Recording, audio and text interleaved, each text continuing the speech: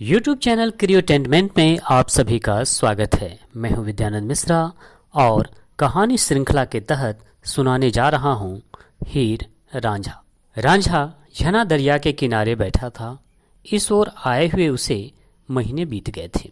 तख्त हजारे को छोड़कर आना उसके लिए आसान न था। अगर भाभियों ने ताना न मारा होता तो वह घर छोड़कर नहीं आता। मौजू चौधरी के 7 बेटों में सबसे छोटा था रांझा। भाइयों का तो काफ़ी दुलारा था, लेकिन भाभियों की नज़रों में वो काफ़ी खटकता रहता था। एक दिन भाभियों ने ताना मारा तो लाठी और बांसुरी लेकर रांझा सियाल गांव की ओर निकल पड़ा। आखिर सियाल ही क्यों? यह बात झना नदी पार करते समय कश्ती में रांझे ने हीर को बिना पहचाने ही बता डाली थी। कश्ती हीर की थी। रांझे ने मनुहार की तो बैठा लिया। नदी की मौजों पर रांझे की बांसुरी की धुन तैरी तो हीर ने बातें शुरू की। बातों बातों में रांझा घर का सारा किस्सा हीर से बयां कर गया, लेकिन वो हीर को तो पहचानता नहीं था। बताने लगा कि एक रोज़ छोटी भाभी बहुत गुस्सा हो गई और बोली, भाइयों का काम तुम्हें पसंद नहीं है, भाभियाँ तुम्हारी आंखों के नीचे नहीं आती, देखूंगी जब तुम सियाल की हीर से शादी कर लोगे। हीर के हुस्न की चर्चा हमारे गांव में भी है, पर सच पूछो तो भाभी की बात मेरे कलेजे में चुभ गई और मेरे मुंह से निकल गया, क्या पता भाभी संयोग की बात का। यह सुनकर वह और भी बिगड़ बैठी। कहने लगी, तो जाओ फिर, बड़े संयोग वाले आए हो, कोई और ठिकाना कर लो अपना। हम नहीं कल से तुम्हें पकाकर खिलाएंगी। हाथ हम जलाएं और तुम बांसुरी बजाओ दूसरों के घर में। आज तो खा लो, पर कल से हमारे घरे में तुम्हारे लिए पानी भी नहीं होगा। रात भर भाभी के ये शब्द मेरे कानों में जैसे ठक ठक बजते रहे। साथ ही अपने ख्यालों में मैं सियाल में जाकर हीर से शादी भी रचाता रहा। लेकिन सुबह जब मेरी आँख खुली तो मेरे दिल में भाभी की बात लगातार चुभ रही थी, हम नहीं कल से तुम्हें पकाकर खिलाएंगे। मैं घबरा कर उठा, अपनी लाठी और बांसुरी ली और घर से निकल पड़ा। अब हीर के गांव में कोई काम ढूंढूंगा और इंतज़ार करूंगा, शायद किस्मत मुझ पर मेहरबान हो ही जाए। किसी ने पूछा, और अगर नहीं हुई तो 2 बातों की तसल्ली तो मुझे होगी ही। एक, किसी भाभी की बात मेरे दिल को जलाएगी नहीं। दूसरी, शायद हीर कभी मेरी बांसुरी सुन ले। पूछने वाली युवती के अंदर एक हलचल सी मची हुई थी। उसके रोम रोम में प्यार की बिजली दौड़ गई। उसने कहा, अच्छा रांझे, मेरा वादा है तुम्हारा भेद किसी पर नहीं खोलूंगी और काम खोजने में मैं तुम्हारी मदद करूंगी। हीर को तुम्हारी बांसुरी भी सुनवा दूंगी। उससे तुम शादी कर सकोगे या नहीं, यह तुम्हारी और उसकी किस्मत की बात है। रांझा अपने मन से पूछने लगा, क्या हीर इससे भी सुंदर होगी? हीर का पिता मलक चूचक अपने बड़े घर में बैठा हुआ हीर की माँ से उदास लहजे में बातें कर रहा था कि पशुओं की हालत बुरी है, कोई अच्छा चरवाहा मिल नहीं रहा था, भैंसें दूध कम देने लगी हैं और भी तमाम मुसीबतें हैं। इतने में हीर की पाजे छनकी और वह आकर माँ की चारपाई पर बैठ गई। बोली, चरवाहा मैं ढूंढ लाई हूँ माँ। माँ ने कहा, कहाँ से? अभी अभी हम दोनों तो इसी बारे में बातें कर रहे थे। हीर बोली, है बहुत अच्छा, मसल्ली नहीं बल्कि जाट है, कोई अच्छे घर का है। हीर बेहद खुश थी। जाट कहाँ से आ गया बेटी? ईश्वर ने भेजा लगता है। घर में किसी ने कुछ कह दिया तो घर छोड़कर भाग आया। कहता है चाहे कुछ हो जाए लौटकर घर नहीं जाऊंगा। माता पिता ने देखा रांझा शारीरिक तौर पर कुछ कोमल पर जिद का बहुत पक्का था। उसे हवेली में रहने के लिए जगह दे दी गई। पशुओं से उसकी जान पहचान हीर ने खुद ही करवाई और उसे हौसला दिया कि वह उसे जंगल में ज़्यादातर खुद ही खाना पहुंचाया करेगी और गांव के दूसरे चरवाहों से भी उसकी जान पहचान कराएगी। रांझा दिन भर जंगल में रहता। कुछ दिन पशुओं को संभालने का काम उसे काफ़ी मुश्किल लगा, लेकिन उसकी बांसुरी ने सब मुश्किलें दूर कर दी।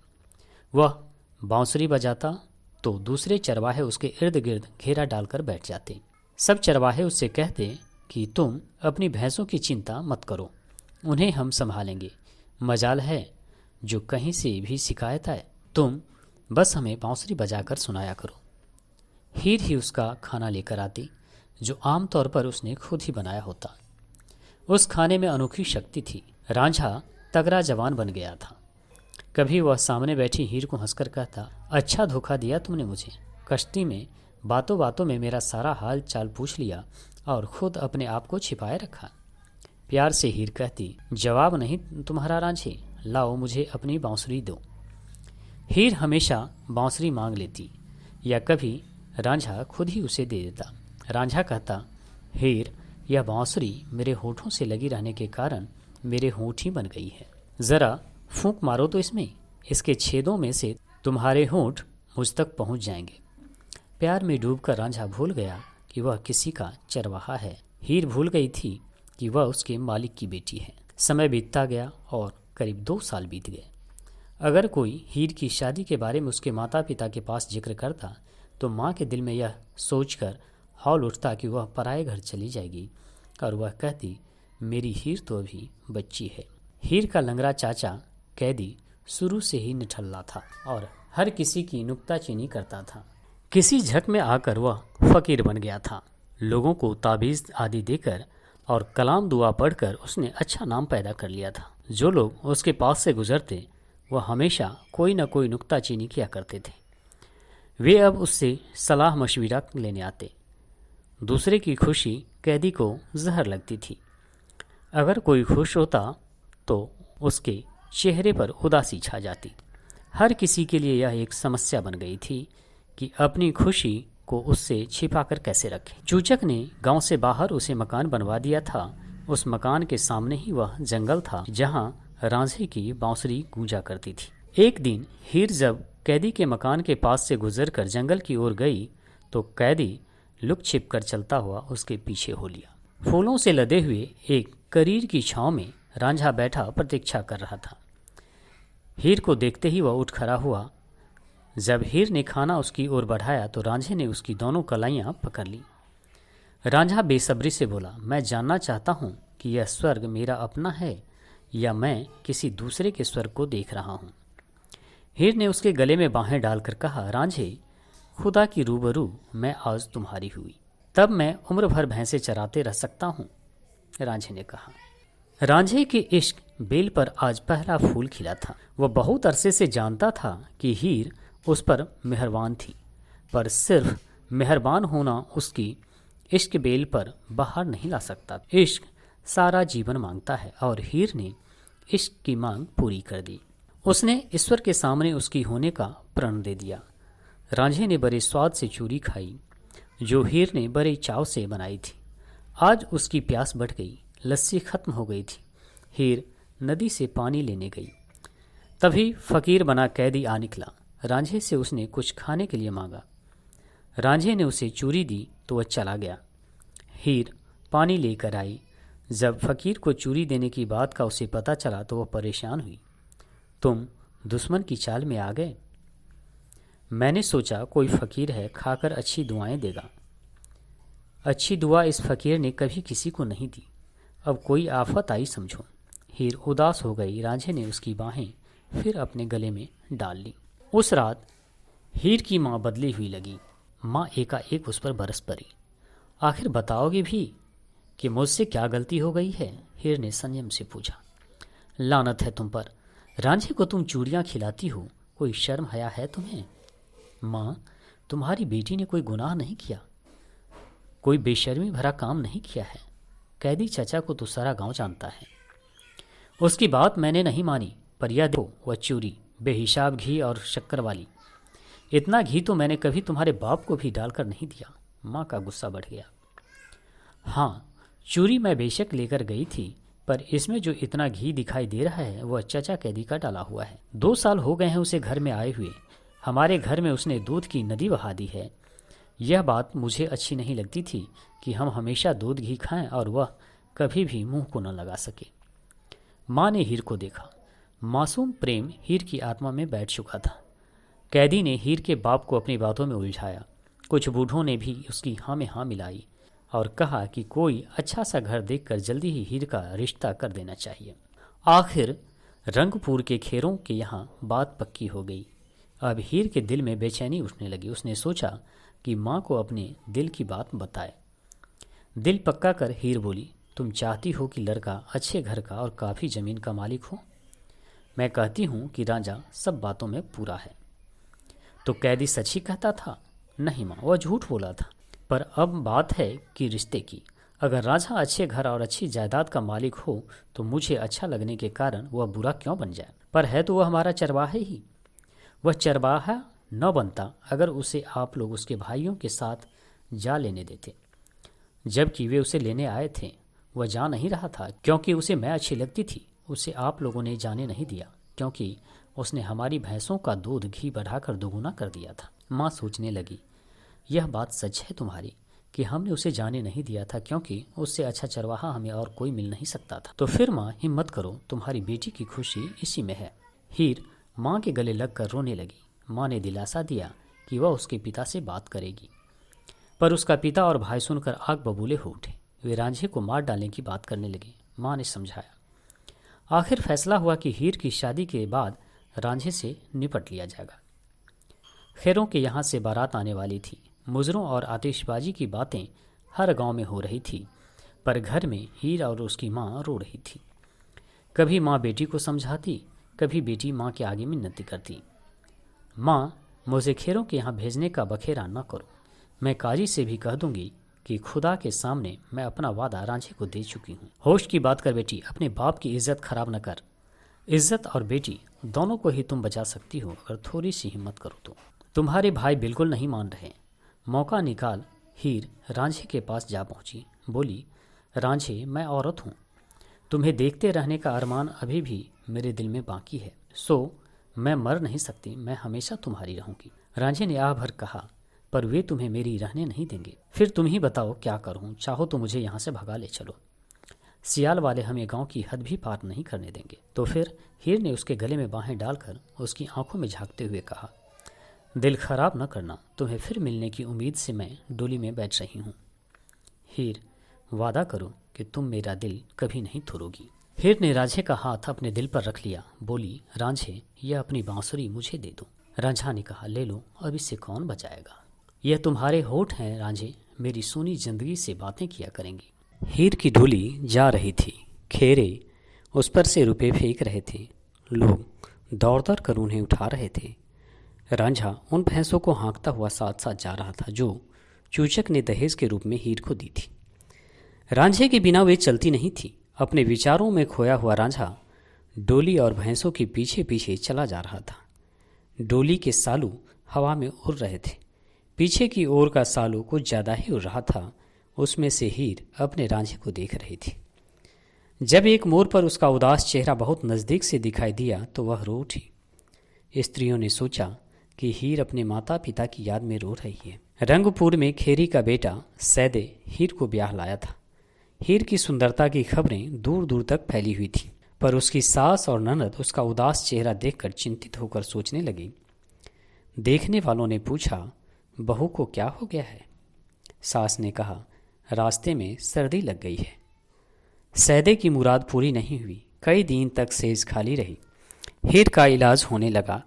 खेरों ने उसे मायके भेजने का ख्याल ही छोड़ दिया। रांझे के बारे में कुछ बातें उनके कानों में पड़ चुकी थी। हीर की ननद सहती को उसके इस रोग की कुछ जानकारी थी। उसकी शादी भी कुछ समय पहले हुई थी। वह बहुत हंसमुख थी, पर ससुराल में जाने पर उसकी हंसी गायब हो गई थी। सहती मुराद नामक बाल सखा पर फिदा थी।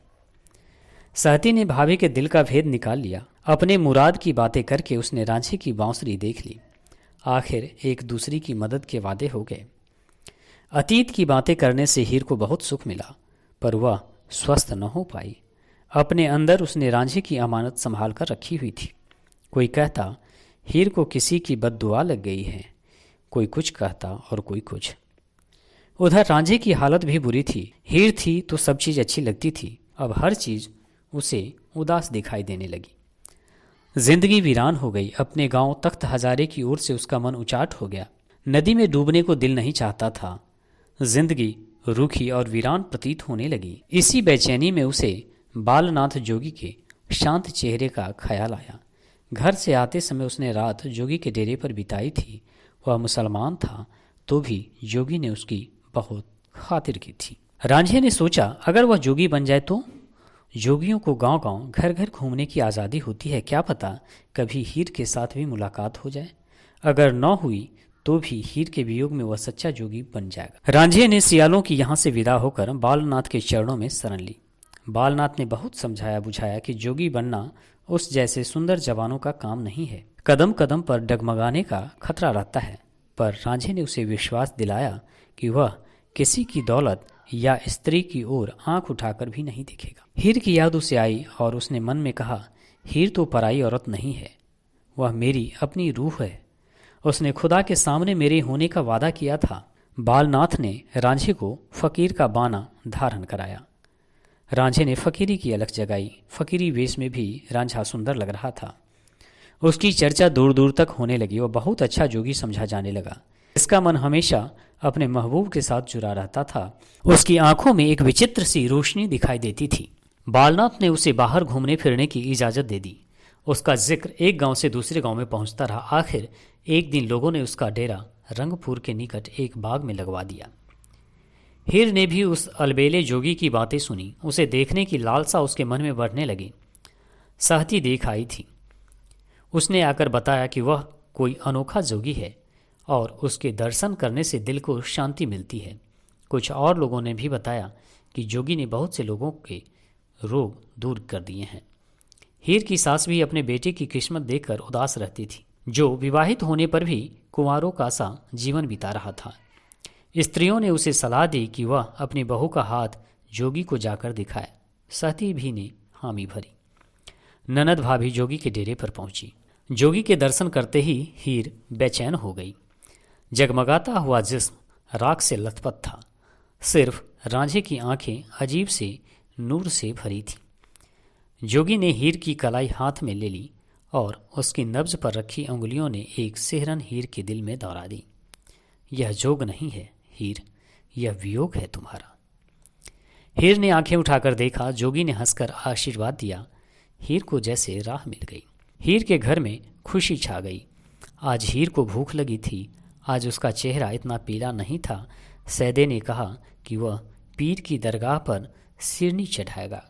हीर ने कहा, जल्दी ही ठीक होकर मैं तुम्हारे साथ अपना ईमान पूरा करूंगी। कोई बात नहीं हीर, तुम ठीक हो जाओ। हीर और सहती जोगी के डेरे पर जाती रहीं। एक दिन हीर की कुर्ती के गले में से बांसुरी का सिरा जोगी को दिखाई दिया। उसकी आंखें और भी चमक उठी। जोगी ने सहती से कहा कि वह मुराद को संदेश भिजवाने और उससे मिलने के लिए कहे, क्योंकि अगले दिन वह वहां से चला जाने वाला है। अगले दिन रंगपुर में शोर मच गया कि जोगी खेरों का मुंह काला कर गया है। बहू बेटी दोनों को निकालकर पता नहीं कहाँ ले गया है। खेरे घोड़ों पर सवार होकर चारों तरफ उसकी खोज करने लगे। रांझे ने कानों में से कुंडल उतारकर और नहा धोकर तहमद बांध ली थी। फिर वह हीर के साथ नाहरों के इलाके में पहुंच गया था। वहां का राजा इंसाफ करने के लिए मशहूर था। उन्हीं दिनों उसके शहर में आग लग गई। उसने इसका कारण पूछा तो किसी के मुंह से निकल गया कि उसकी धरती पर बहुत बड़ी बेइंसाफी हुई है। खेरे किसी की प्रेमिका को जबरदस्ती शादी करके ले गए थे, पर अंत में उसका प्रेमी उसे उनके हाथ से निकाल कर ले गया था। खेरे बहुत जबरदस्त लोग थे। उन्होंने दौड़ धूप करके उसे पकड़ लिया था और उसे इतना मारा था कि देखा नहीं जाता था। फिर उसकी प्रेमिका को जबरदस्ती उठाकर ले गए थे। यह सुनकर राजा ने खेरों को हीर सहित दरबार में पेश होने का हुक्म दे दिया। जब हीर ने रांझे को उस जख्मी हालत में देखा तो रोने लगी और सबके सामने उसके गले से लग गई। खेरों ने गवाह पेश किए कि वे काजी से निकाह पढ़वाकर और सेहरे बांधकर हीर को लाए थे। राजा ने रांझे से पूछा तो उसने कहा, सारी बात का फैसला हीर की गवाही पर ही होगा, सो पहले उसकी बात सुनी जाए।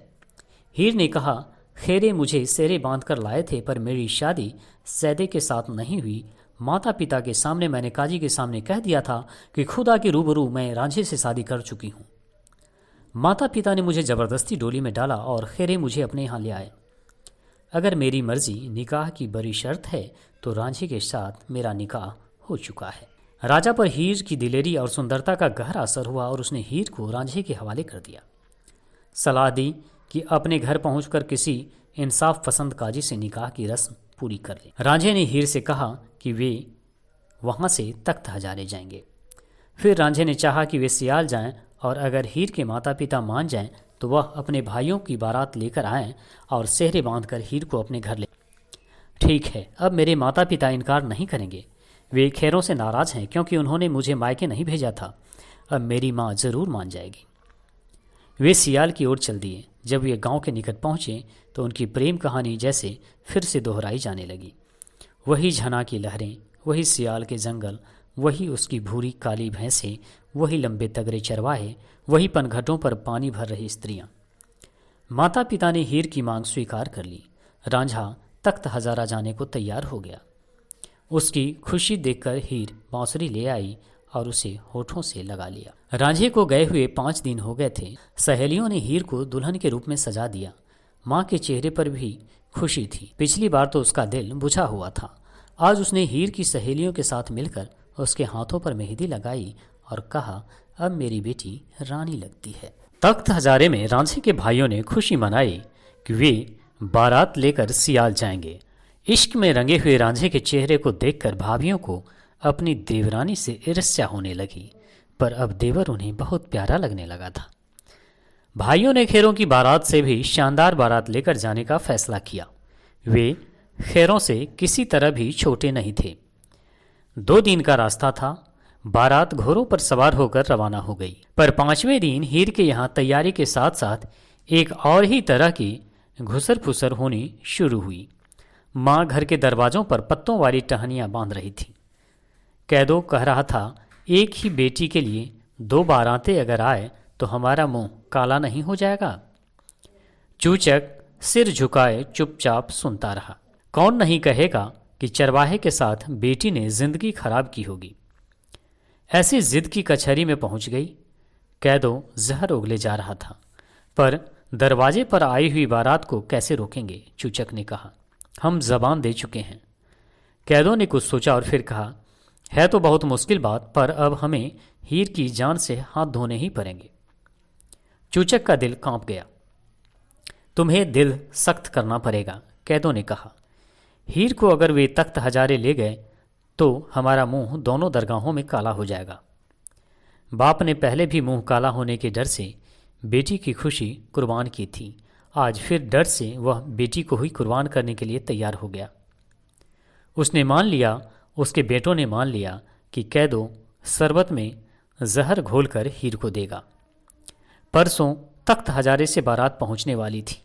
रात के समय जब सहेलियां गाकर चली गईं और माँ ने बेटी की कुशलता मांगी तो चचा कैदो पीर की दरगाह से आवे हयात का प्याला लेकर आया। उसने वह प्याला हीर को दिया और उसे पीने के लिए कहा। आधी रात के समय हीर की हालत खराब होने लगी। उसने माँ को आवाज़ दी, माँ माँ, मैं मर गई। वह मेरी पिटारी मुझे देना। माँ पिटारी लेकर आई। हीर ने उसमें से बांसुरी निकालकर होठों से छुआई और फिर अपने सीने पर रख ली। माँ, मिल लो आखिरी बार। मैं चली। वह आबे हयात नहीं, जहर का प्याला था जो कैदो चचा ने मुझे दिया। माँ वहीं गिर पड़ी और उसके मुंह से चीख निकली, हाय मेरी बेटी। बारात के बाजे सुनाई देने लगे थे। कैदो, चूचक और हीर के भाई उन्हें खबर देने गए। सुनकर चेहरों के रंग उड़ गए, पर रांझे को उनकी बात पर विश्वास नहीं हुआ। कैदो ने आंसू पोंछकर उसे सारा हाल सुनाया। अंत में बताया कि किस प्रकार हीर की माँ ने उसकी बांसुरी को जनाजे के साथ रखने की जिद की थी। रांझे ने कहा, बारात कब्र तक जाएगी। मैं शादी करने आया हूँ और शादी करके ही लौटूंगा। हीर की शादी मेरे साथ जरूर होगी। बारात कब्र पर पहुंची। कब्र अभी कच्ची थी। सिरहाने एक पत्थर खड़ा था। यह है हमारी लाडली बच्ची की कब्र। चूचक रोने लगा। रांझे के भाइयों की आंखों में आंसू टपकने लगे, पर रांझा एकटक कब्र की ओर देखता रहा। जैसे कब्र की मिट्टी उसकी नज़र से ओझल हो गई और वह हीर के सीने पर पड़ी अपनी बांसुरी देखने लगा। वह कब्र के पास लेट गया। उसने कब्र को बाहों में भरा, फिर उठकर उसके सिरहाने पर आ पत्थर उठाया और इतने जोर से अपने सिर में मारा कि खून की कई धाराएं फूट पड़ीं और देखते देखते कब्र भीग गई। हीर का नाम लेकर रांझा इस दुनिया से चला गया।